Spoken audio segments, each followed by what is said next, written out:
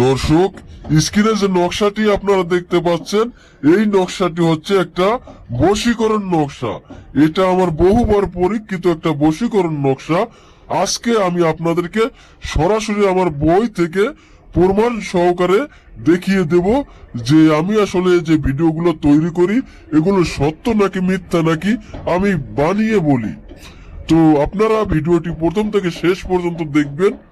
আমি অবশ্যই ভিডিওর মধ্যে আপনাদেরকে আমার বই থেকে সরাসরি দেখিয়ে দিব যে আমি এগুলো সত্য বলি কি না মিথ্যা বলি।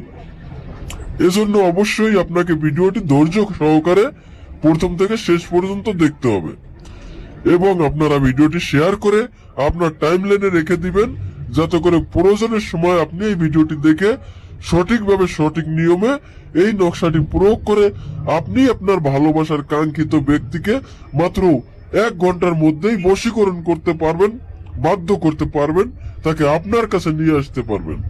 ইহা অত্যন্ত পাওয়ারফুল একটা নকশা দর্শক। এই নকশাটি প্রয়োগ করার সাথে সাথে আপনি রেজাল্ট পেয়ে যেতে পারেন। সর্বোচ্চ 1 ঘন্টা লাগতে পারে, কারণ এই যে নকশাটা আছে এই নকশাটা আমার বহু পুরাতন একটা কিতাব থেকে দেওয়া। আর আপনারা যারা এই ধরনের কিতাব পড়েন বা জানেন তারা অবশ্যই বুঝতে পেরেছেন যে পুরাতন কিতাবের যে তাবিজগুলো আছে, নকশাগুলো আছে, এগুলো কতটা পাওয়ারফুল। তো আপনি যদি এই কাজটা করতে চান, আপনার ভালোবাসার ব্যক্তিকে বশীকরণ করতে চান, বাধ্য করতে চান, তাহলে প্রথমেই যে কোনো ভাবে হোক না কেন আপনি তার একটা ব্যবহারকৃত কাপড়ের টুকরা সংগ্রহ করবেন এবং ওই কাপড়ের টুকরাটা আপনি শনিবার দিন আসর নামাজের পরে যে সময়টা থাকে ওই সময়ে এই স্ক্রিনে দেওয়া নকশাটি আপনার সেই কাঙ্ক্ষিত ব্যক্তির ব্যবহারকৃত একটা কাপড়ের টুকরোর উপরে লিখবেন, হুবহুব আমি যেভাবে লিখেছি এইভাবে।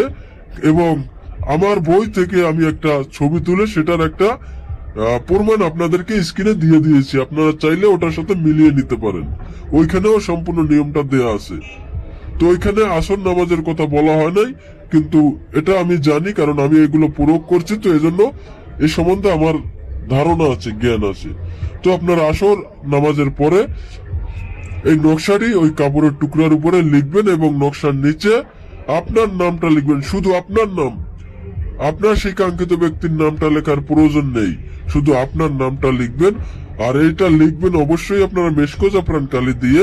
যদি মেশকো জাফরান কালি সংগ্রহ করতে না পারেন সেক্ষেত্রে আপনারা একটা লাল কালির বল পেন দিয়ে লিখবেন। তো নকশাটা যখন লেখা হয়ে যাবে দর্শক, তখন আপনি কি করবেন, আপনি ওই সময় এটা রেখে দিবেন না, অন্যদিন করার জন্য রেখে দিলে কিন্তু কাজটা হবে না।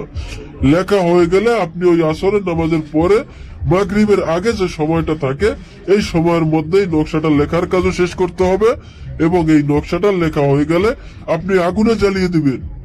দেখবেন মাত্র 1 ঘন্টার মধ্যেই আপনার সেই কাঙ্ক্ষিত ব্যক্তি আপনার বশ হয়ে যাবে, আপনার বাধ্য হয়ে যাবে। সে যেখানেই থাকুক না কেন আপনার সাথে যোগাযোগ করবে, আপনার কাছে ছুটে চলে আসবে। যারা আমার ফেসবুক পেজ থেকে ভিডিওটি দেখছেন তারা অবশ্যই পেজটি ফলো দিয়ে দিবেন। যারা ইউটিউব চ্যানেল থেকে দেখছেন